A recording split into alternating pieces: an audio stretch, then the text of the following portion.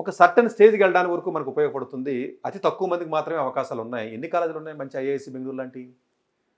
ఎంతమందిని అకామిడేట్ చేస్తే ఒక కెమిస్ట్రీ డిపార్ట్మెంటే తీసుకోండి. అసలు ఎన్ని కెమిస్ట్రీ డిపార్ట్మెంట్లో రీసెర్చ్ పీహెచ్డీ చేసిన మొత్తం తీస్తే పట్టుమని 100 మంది కూడా ఉంటారు కదండి భారతదేశం మొత్తం మీద.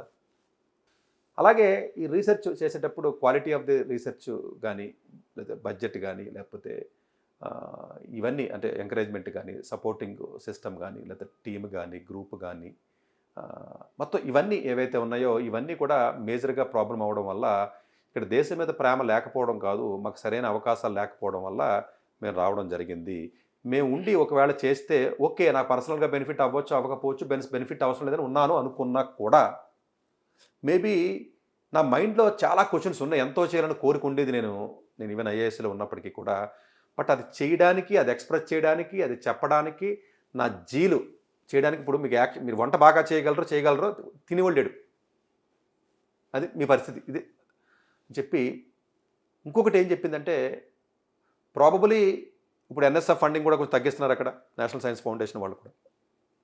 సార్ రకరకాల ఇబ్బందులు ఉన్నప్పటికీ కూడా డెఫినెట్గా ఇండియా లాంటి దేశంలో ఉండాలి. కానీ ఆవిడ చెప్పిన పాయింట్ ఇంకోటి ఏంటంటే ప్రాజెక్ట్స్ పికప్ చేసేటప్పుడు మన ఇండియన్ సినారియోలో compare to China and US సొసైటీకి డైరెక్ట్గా ఉపయోగపడి ప్రాజెక్ట్స్ పికప్ చేయట్లేదు.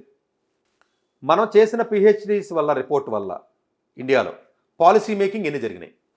బేసికల్గా గవర్నమెంట్ పాలసీ చేయాలి కదండి. పాలసీ చేయాలంటే ఎవడొక రీసెర్చ్ చేసి ఏదో ఇవ్వాలి కదా, డాక్యుమెంట్ ఇవ్వాలి కదా.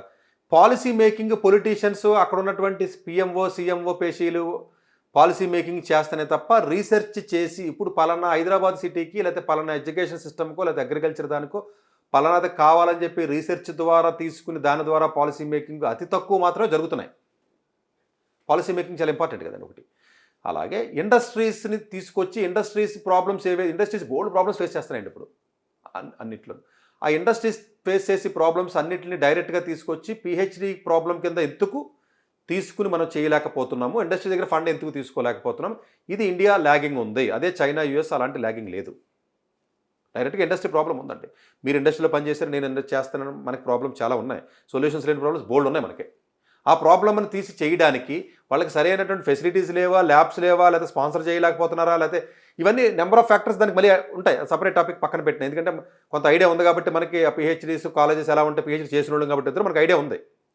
లేకపోతే అలా అనుకోవచ్చు. కానీ తక్కువ మంది చేయగలుగుతున్నారు అంటే నా ఉద్దేశం మొత్తం నిల్లనైతే కాదు, కానీ తక్కువ మంది చేయగలుగుతున్నారు. ఇంకా ఎక్కువ మంది ఉన్నారు కదా భారతదేశంలో చాలామంది తెలివైన వాళ్ళు. ఈ తెలివైన వాళ్ళందరికీ కూడా ఆ ప్రాబ్లమ్స్ ఇస్తే వాళ్ళు సరైనటువంటి ఫెసిలిటీస్ ప్లాట్ఫామ్ ఇస్తే చేయగలరు కదా, అది మనం చేయడం లేదు.